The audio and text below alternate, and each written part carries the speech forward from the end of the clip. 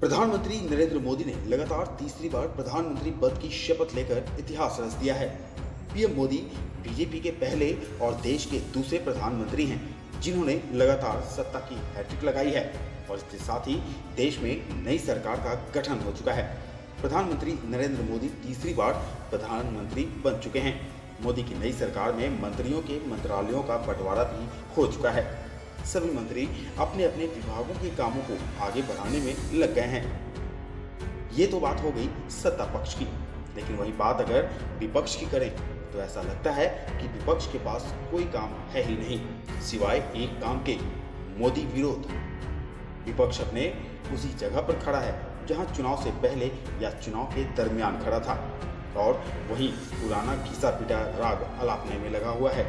सीधे तौर पर कहें तो विपक्षी नेताओं की सुई एक ही जगह अटकी हुई है और वो है मोदी विरोध। ऐसा नहीं है कि विरोध नहीं होना चाहिए, बिल्कुल होना चाहिए, लेकिन तब जब जरूरत हो, सत्ता पक्ष की तरफ से कुछ गलत किया जा रहा हो तब। लेकिन यहाँ मोदी विरोधी हर दिन नए नए पैंतरे अपनाते रहते हैं। मोदी को घेरने का विपक्ष का पूरा कुनबा इसी फिराक में रहता है कि कोई एक छोटी सी बात हाथ लगे जिसे राय का पहाड़ बना दिया जाए, और ऐसा ही कुछ करने में लगे हैं आरजेडी नेता और बिहार के नेता प्रतिपक्ष तेजस्वी यादव। तेजस्वी यादव अब मुस्लिम कार्ड खेलने लगे हैं। दरअसल मोदी की नई सरकार के गठन के बाद मंत्रियों को जब मंत्रालय बांटा गया तो उसमें एक भी मुस्लिम नेता का नाम नहीं है, यानी किसी भी मुस्लिम को मंत्री नहीं बनाया गया है। और तेजस्वी अब इसे मुद्दा बनाने की कोशिश कर रहे हैं।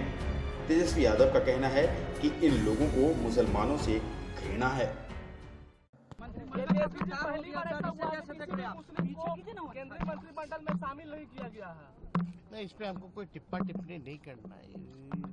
उन लोगों का अपना है, अपना क्या करते हैं।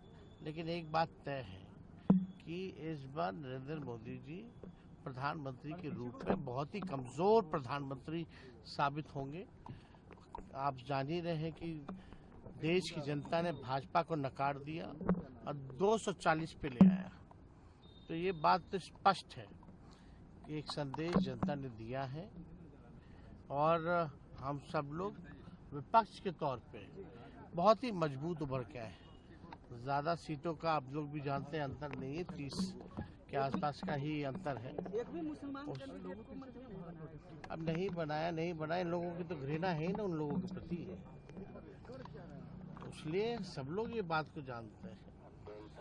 देखिए, सबको साथ लेके चलना चाहिए, चाहे कोई धर्म के हो, कोई जात के हो, सब लोग जो है सम्मान सबका होना चाहिए, सबको आगे बढ़ाना चाहिए। चलिए। तेजस्वी यादव का कहना है कि सभी को साथ लेकर चलना चाहिए, फिर चाहे वो किसी भी धर्म या जात से हो।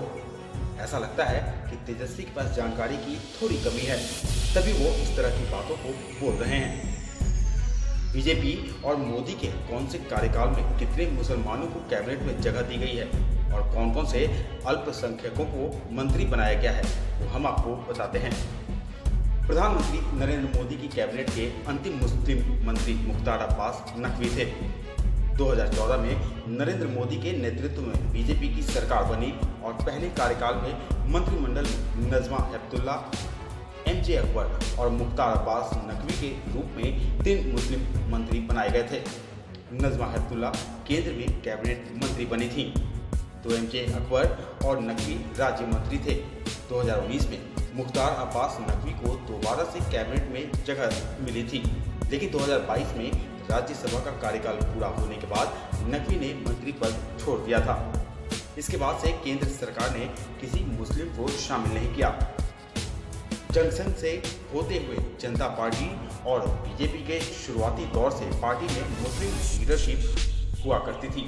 पूर्व प्रधानमंत्री अटल बिहारी वाजपेयी के दौर में बीजेपी के वरिष्ठ मुस्लिम नेताओं में सिकंदर बख्त, आरिफ बेग, मुख्तार अब्बास नकवी और शाहनवाज हुसैन हुआ करते थे। सिकंदर बख्त और आरिफ बेग तो बीजेपी के संस्थापक सदस्यों में रहे हैं।